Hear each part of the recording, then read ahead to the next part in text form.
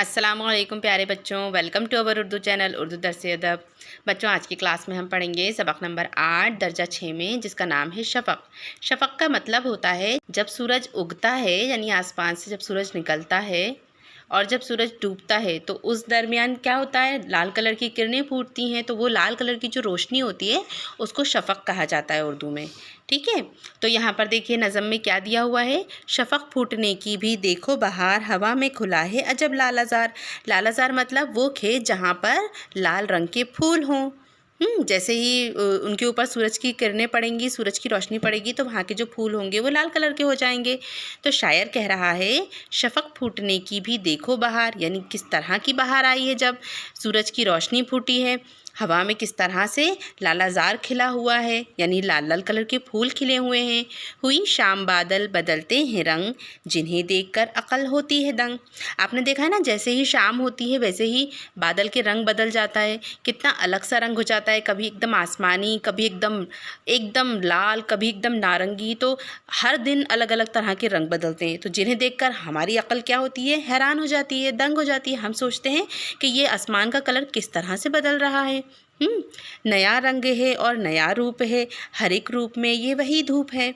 फिर शायर कह रहा है इसको देखकर ऐसा लगता है, बादल को देखकर, कि ये नया नया रंग है और नया नया रूप है, और इस हर एक रूप में ये वही धूप है जो धूप रोज़ाना निकलती है और रोज़ाना डूब जाती है। ज़रा देर में रंग बदले कई, बनफशी व नारंजी व चंपाई।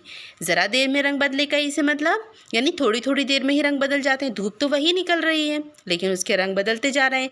कभी उसका रंग बनफशी हो रहा है, कभी उसका रंग नारंगी हो रहा है, और कभी चंपई। ये फूलों के नाम हैं, उन्हीं के फूलों के नाम से रंगों को तशबीह दी है शायर ने, यानी उसको कंपेयर किया है। ठीक है, फिर दिया है ये क्या भेद है, क्या करामात है, जो हर एक रंग में एक नई बात है। फिर शायर कह रहा है जाने ये क्या राज है, पता नहीं क्या करामात है, कौन ये सब कुछ कर रहा है कि हर एक रंग में एक नई बात आती है। रोज़ हमें वही रंग दिखता है, लेकिन जब जब हम इस रंग को दोबारा दोबारा देखते हैं तो इस रंग में एक नई बात नज़र आती है। फिर दिया है ये मगरिब में जो बादलों की है बाढ़, बने सोने चांदी के गोया पहाड़। मगरिब का मतलब पश्चिम की दिशा। हाँ, तो जब सूरज जब डूबता है तो कौन सी दिशा में डूबता है, पश्चिम की दिशा में। तो जैसे ही सूरज डूबता है तो बादलों की बाढ़ आ जाती है। ऐसा लगता है कि पूरे बादल सूरज के अंदर डूब गए हों, छा गए हों, या सूरज उनके अंदर छा गया, डूब गया हो। तो ऐसा लगता है जैसे वो सोने चांदी के पहाड़ हों, क्योंकि पूरी जगह पीली और लाल छाया नज़र आती है। तो ऐसा दिखता है जैसे पहाड़ हो गए हों सोने और चांदी के। देखा है ना, जब वहाँ पर जाइए आप, सनसेट पॉइंट पे जाएंगे तो वहाँ पर जब आप जाकर देखेंगे तो ऐसा लगेगा सोने चांदी के पहाड़ दिखाई दे रहे हों, क्योंकि जब सूरज डूबता है तो सब जगह पीला पीला और लाल लाल छा जाता है। फलक ने लगो इसमें सुर्खी की लाग, हरे बन में गोया लगा दी है आग। अब शायर कह रहा है फलक का मतलब आसमान। तो जब आसमान में, नीले नीले आसमान में सुर्खी की लाग लग जाती है, यानी जब नीले नीले आसमान में लाल कलर उसके ऊपर चढ़ जाता है तो ऐसा लगता है कि हरे भरे वन में, यानी हरे भरे जंगल में किसी ने आग लगा दी है ना। अब आसार पैदा हुए रात के कि पर्दे छटे लाल बानात के। और जैसे ही आग लग जाती है तो आग लगने के बाद देखा है ना कैसा काला काला हो जाता है, कोयला छा जाता है, जैसे ऐसा लगता है सब कुछ कोयला हो गया हो, रांगा हो गया हो। तो इसीलिए शायर क्या कह रहा है कि जैसे ही उसमें आग लगी हरे भन में तो अब आसार किस चीज़ के पैदा हो गए, रात आने के। अब ऐसा लगा कि पर्दे छट गए हों लाल लाल बागों के और रात आ गई हो। समझ में आया बच्चों। यहाँ पर देखिए इस चैप्टर के लफ्ज़ मानी दिए हुए हैं। शफ़क़ का मतलब बताया है, लालाज़ार का मतलब है, और भेद मतलब राज, बाढ़ मतलब कतार, बन मतलब जंगल, बानात मतलब एक किस्म का मोटा और ऊनी कपड़ा। ठीक है, अब इसके बाद यहाँ पर इसके ग्रामर में देखिए कवायद में क्या दिया है। सही जवाब के सामने सही का निशान लगाइए। यहाँ पर चूज़ द करेक्ट ऑप्शन दिए हैं। हवा में खिला है अजब लालाज़ार, हुई शाम बादल बदलते हैं रंग, हर एक रूप में ये वही है धूप, अब आसार पैदा हुए रात के। ये दी हुई है सही जोड़ी। आपको इसमें जो नज़म दी है इसके सामने जो भी लाइन सही लिखी है उसको उससे मिलान करना है। शफ़क़ फूटने की भी देखो बहार, हवा में खिला है अजब लालाज़ार। नया रंग है और नया रूप है, हर एक रूप में ये वही धूप है। ये क्या भेद है क्या करामात है, बने जो हर एक रंग में एक नई बात है। ये मगरिब में जो बादलों की है बाढ़, बने सोने चांदी के गोया पहाड़। अब यहाँ आशार मुकम्मल करने के लिए खाली जगह दी हुई हैं, तो इन्हें आप अपने नज़म में से देखकर भर सकते हैं। इसके बाद यहाँ पर शायर ने सवाल जवाब दिए गए हैं। सबसे पहला सवाल इसमें किया गया है, शायर ने इस नज़म में किस वक्त का मंज़र बयान किया है? तो जवाब है, सुबह सूरज तुलू होने के वक्त जो सुर्खी नमूदार होती है वो मंज़र बयान किया है। फिर शाम के वक्त आसमान कौन कौन से रंग तब्दीली करता है?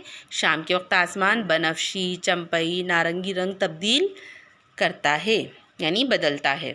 शायर ने किस चीज़ को करामत कहा है? जवाब है, हर एक रंग में नई बात को शायर ने करामत कहा है।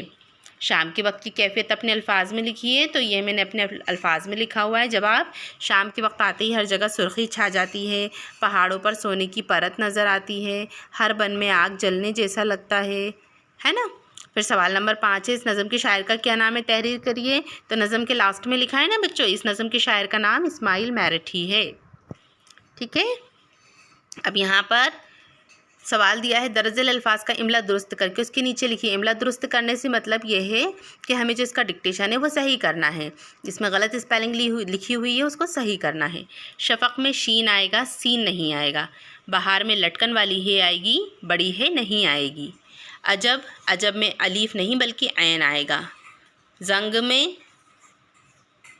में गैन नहीं बल्कि गाफ आएगा। दंग में गैन नहीं गाफ आएगा। शाम, इसमें शीन आएगा। नारंगी, इसमें गाफ आएगा। करामात में छोटा काफ आएगा। मगरिब में गैन आएगा और सुर्खी में खे आएगा, खा नहीं आएगा। इसके बाद देखिए, दरअसल अल्फाज के मुतज़ाद लिखिए। लास्ट चैप्टर्स में भी आपको बताया गया, मुतज़ाद का मतलब होता है अपोजिट वर्ड्स यानी उल्टे वर्ड्स। अब शाम का उल्टा सुबह, नया का उल्टा पुराना, देर का उल्टा जल्द, आग का उल्टा पानी, रात का उल्टा दिन। दरअसल हुरूफ को जोड़कर लिखिए। बच्चों ये अलग अलग अल्फाज दिए हैं तो इनकी छोटी शक्लें भी होती हैं, तो इन शक्लों को हमें मिलाकर लिखना है। जिस तरह से मैंने लिखा हुआ है इसी तरह से। दरअसल अल्फाज की वाहिद लिखिए। वाहिद का मतलब आपको पता है ना, सिंगुलर, और जमा का मतलब प्लूरल। तो यहाँ पर वाहिद लिखे हुए हैं, इनके हमें प्लूरल लिखना है। बहार का प्लूरल होगा बहारों, बादल बादलों, नारंगी नारंगियों, करामत करामात, रंग रंगों, पहाड़ पहाड़ों। ठीक है। अब ये वाले अल्फाज अपन को, ये वाले सवाल नहीं करना है। आप चाहें तो इनके जुमले बना सकते हो, ना भी चाहें तो छोड़ सकते हैं। ठीक है बच्चों, तो आज के चैप्टर में इतना ही। नेक्स्ट क्लास में हम नया चैप्टर पढ़ेंगे। अब मुझे यानी आफरीन को दीजिए इजाज़त। आदाब।